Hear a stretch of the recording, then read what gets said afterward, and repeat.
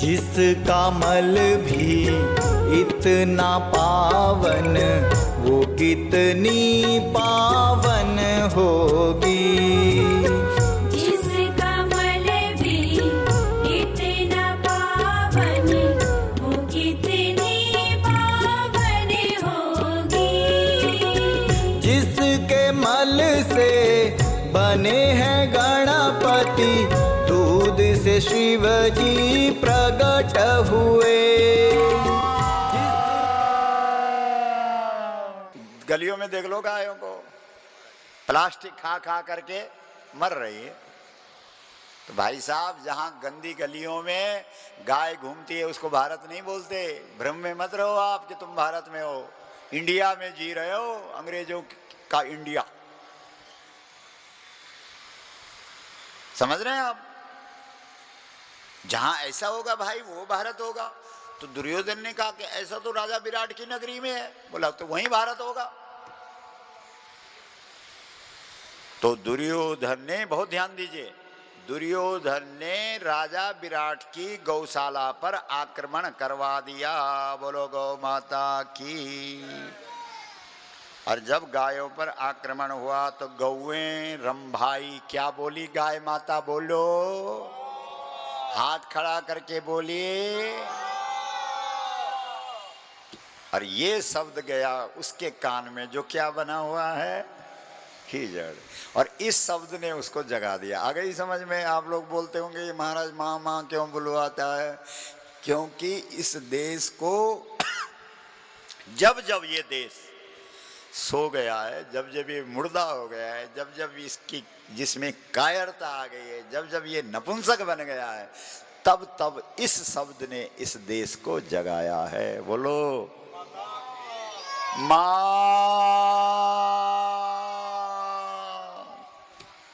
हम तो भाई अपनी ड्यूटी निभा रहे हैं, आप निभाओ ना निभाओ। नहीं तो हमको क्या पड़ी थी? हम तो जब राम कथा में जाते थे, वाटर प्रूफ टेंट होते थे, क्या बढ़िया एसी लगे होते थे, गए ठाठ किया, चल मेरे भाई। क्यों? बोलो। अब जहाँ जाते हैं पता लगता है कि महाराज थोड़ा रुक जा, 2-4 आदमी तो आने दे तब जाना अंदर। बोलो गौ माता की माँ। कोई बात नहीं,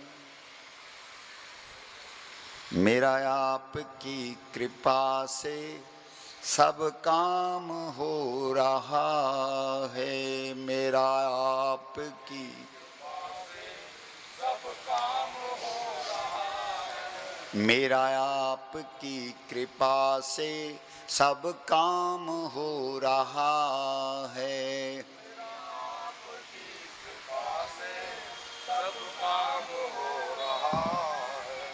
करती हो गैया मैया, करती हो गैया मैया, मेरा नाम हो रहा है। मेरा आपकी कृपा से सब काम हो रहा है। मेरा आपकी कृपा से सब काम हो रहा है। करती हो गैया मैया, करती हो गैया मैया, मेरा नाम हो रहा है। मेरा आपकी कृपा से सब काम हो रहा है। मेरा आपकी कृपा से सब काम हो रहा। बोलो गौ माता की माँ। जैसे ये शब्द भारत के कान में गया, भारत जाग गया, खड़ा हो गया वो अपने धनुष बाण लेकर। तो जो उसके अगल बगल लोग थे उन्होंने कहा, ए महाराज कहाँ जा रहा है? कहाँ जा रहा? अरे बोला गौ माता दुखी है, उसको बचाना है, वो बुला रही है मुझे। तो उसने कहा कि तेरे को तो इस समय वनवास है, अज्ञात वनवास। उस अज्ञात वनवास में अभी 3 दिन बाकी हैं। अगर तू गौ की रक्षा में खड़ा हो गया तो तू तो शर्त हार जाएगा और 12 साल के लिए फिर से वनवास हो जाएगा तेरा। तो अर्जुन ने कहा कि मेरे को जन्म जन्म के लिए वनवास हो जाए, लेकिन मेरी गाय दुखी हो और मैं उसकी रक्षा में खड़ा ना हो जाऊं तो मैं फिर ऐसा किस बात का क्षत्रिय हूं? किस बात का भारतीय हूं, किस बात का भारत हूं? तो खड़ा हो गया, बस अर्जुन खड़ा हो गया, भारत खड़ा हो गया। किसकी रक्षा में? जोर से बोलो। सच्चा भारतीय कौन है? जो गाय के लिए खड़ा हो जाए, जो गाय के लिए खड़ा हो जाए, ऐसा बोलो ना। सच्चा भारतीय कौन है? तो हापुड़ में केवल इतने ही हैं, मैं बाकी पता नहीं कहां के शरणार्थी बसे हुए। बोलो गौ माता की हर हर मां। इस कहानी को आप पूरा सुन लीजिए। जैसे ही अर्जुन गाय के लिए खड़ा होता है, वैसे दुर्योधन खड़ा हो जाता है। बोलता हाँ मेरे को पता था तू गाय के लिए खड़ा हो जाएगा, क्योंकि भारतीय का स्वभाव होता है, भारत का ये स्वभाव होता है कि वो हमेशा गाय के लिए खड़ा होता है। बोलो सही है? जितने भाई बहन यहाँ हैं सब हम हमेशा जिंदगी भर गाय के लिए खड़े रहेंगे कि नहीं? हाथ खड़ा करके बोलो। हम सब गौ माता को साक्षी रखकर संकल्प करते हैं, गौ माता को राष्ट्र माता का सम्मान दिलाने के लिए आजीवन संघर्ष करेंगे।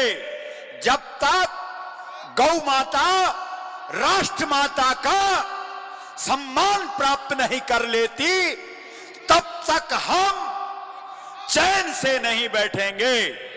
आज के बाद जो जनप्रतिनिधि वोट के लिए हमारे पास आएगा, उससे हम लिखित लेंगे, वहां संसद में अथवा विधानसभा में गौ माता को राष्ट्र माता का सम्मान दिलाने का प्रस्ताव पास कराएगा। अगर प्रस्ताव पास नहीं करा सकेगा, इस्तीफा देकर वापस आएगा। हमारी इस मांग को जो मानेगा उसी को हमारा वोट पड़ेगा। बोलो गौ माता की। बोलो ये कथा पूरे देश को सुनाने लायक है कि नहीं? बोलो बोलो गौ माता की हर हर मां।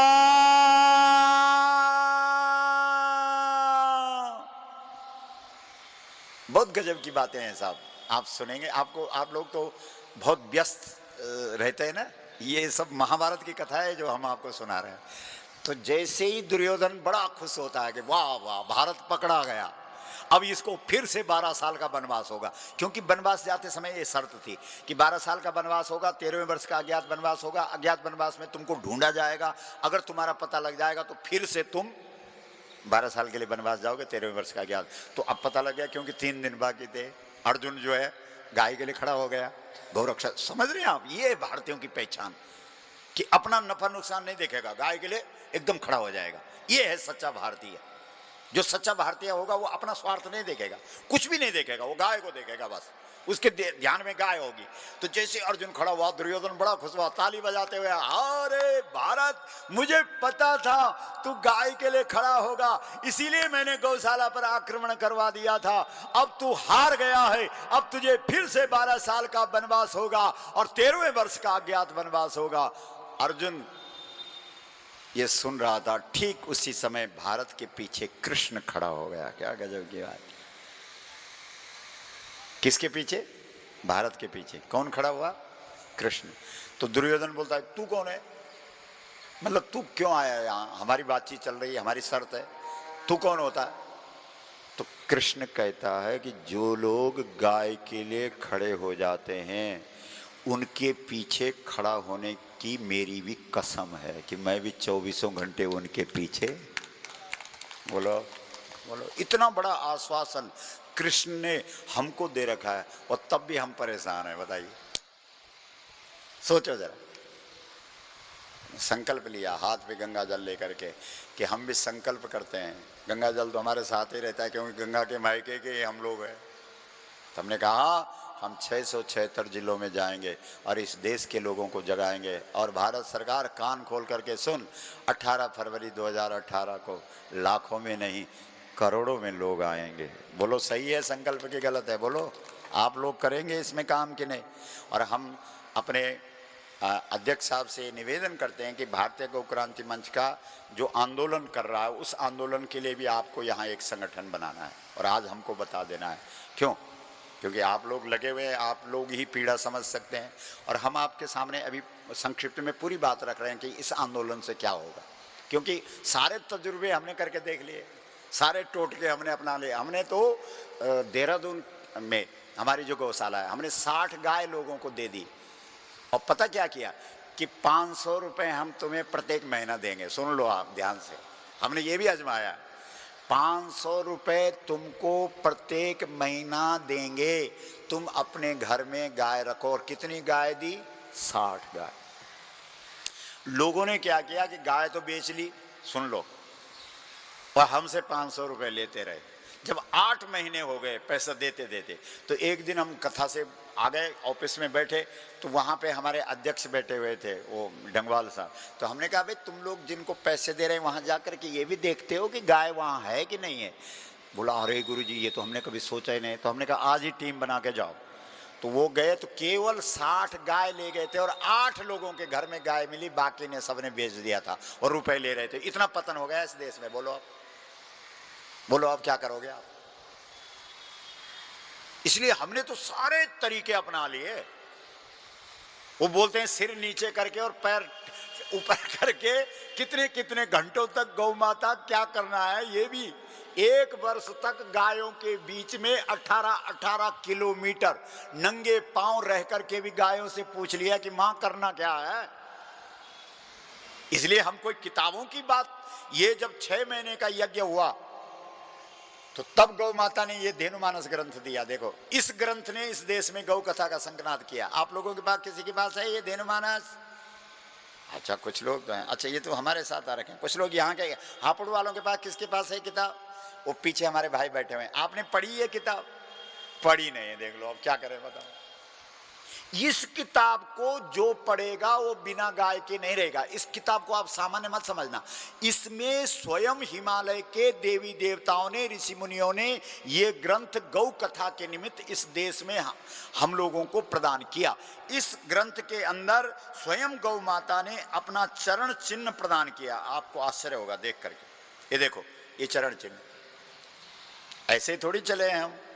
लोग कहते हैं महाराज किसने बोला तेरे को, तो बड़ी अच्छी राम कथा भागवत कथा बोलता था, कहाँ पागल हो गया, कहाँ गली गली घूम रहा है। तो ये देख लो ये चरण चिन्ह है, देख लो ये नेचुरल है। कहीं ऐसा मत समझना कि बना दिया महाराज ने किसी कारीगर को बुला करके। इसको ठीक से देखना, ये नेचुरल कामधेनु गौ माता का चरण चिन्ह है। और काशी विद्वत परिषद जो इस देश में शंकराचार्यों का झगड़ा होता है, तब जो न्याय है, जो फैसला है, वो काशी विद्वत परिषद देती है। उस काशी विद्वत परिषद ने लिखित प्रमाण पत्र दिया है कि हम धेनुमानस ग्रंथ को प्रामाणिक रूप से स्वीकार करते हैं। ये वो प्रमाण पत्र है, ये देख लीजिए। मतलब लौकिक शक्ति का भी आशीर्वाद इस ग्रंथ के साथ है और अलौकिक शक्ति का भी आशीर्वाद इस ग्रंथ के साथ। आप इस ग्रंथ को जरूर ले जाइएगा अपने घर में और पढ़ना, रखना नहीं है। हाँ रखना नहीं है। और जैसे अभी हमारे जो प्रदेशाध्यक्ष हैं, आपको आश्चर्य होगा और खुशी भी होगी कि लगभग 29 राज्यों की राजधानियों में हमारी भारतीय गौ क्रांति मंच की शाखाओं का गठन हो गया। अभी हमारे राजस्थान के जो प्रदेशाध्यक्ष थे वो कह रहे थे गुरुजी आज के बाद, क्योंकि वो बहुत बड़े व्यापारी हैं, तो कह रहे थे कि अब हम जो है धेनुमानस को ही मिठाई के डिब्बे के बदले देंगे।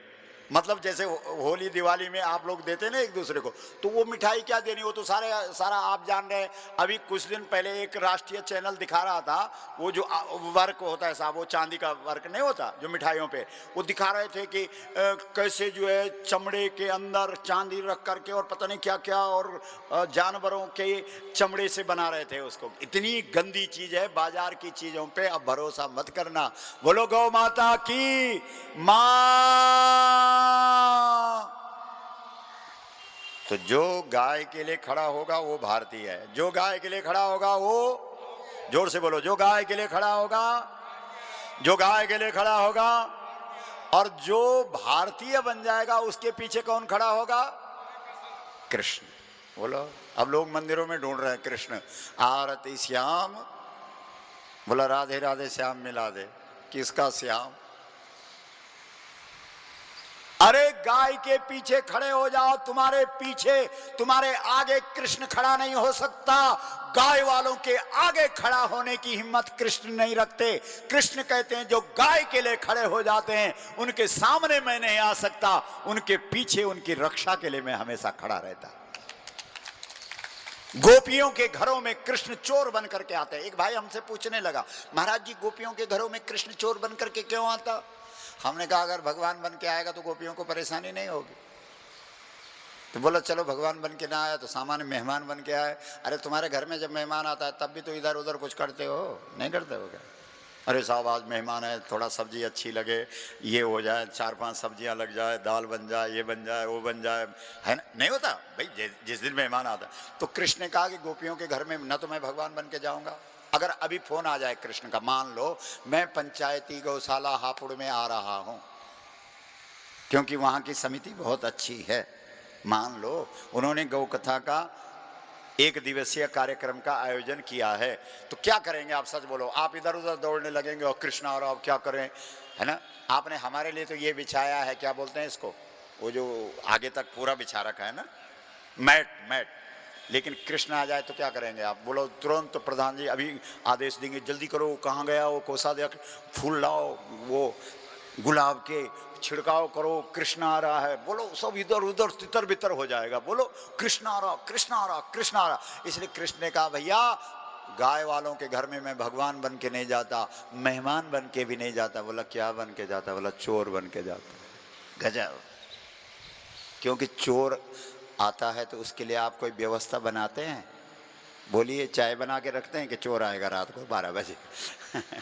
वाह, क्या कृष्ण की कहना क्या है साहब, नहीं?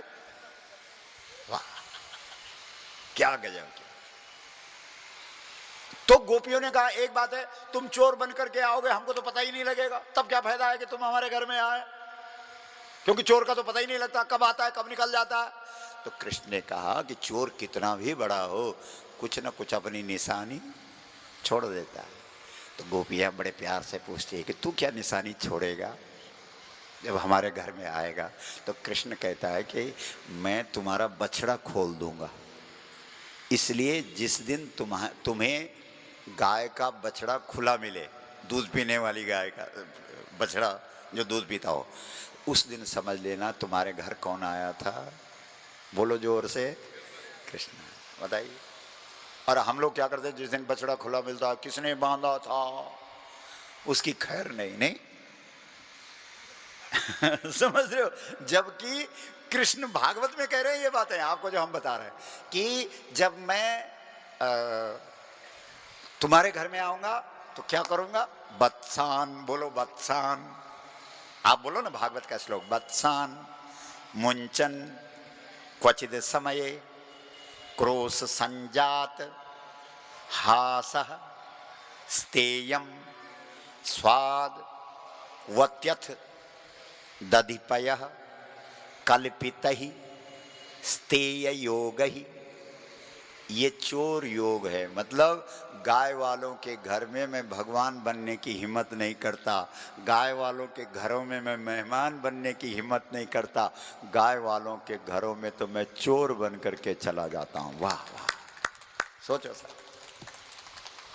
विचार कर। इसलिए कृष्ण भारत के आगे खड़ा नहीं हुआ कि नहीं, जैसे अधिकतर नहीं होता, जिसकी आप रक्षा करते हैं उसके आगे खड़े हो जाते हैं, नहीं होता, ऐसा नहीं होता क्या? अरे आपका बेटा और आप जा रहे हैं, अचानक कोई विपदा आई तो आप खट से आगे हो गए, होते हैं कि नहीं? धेनु मानस में गौ मां की महिमा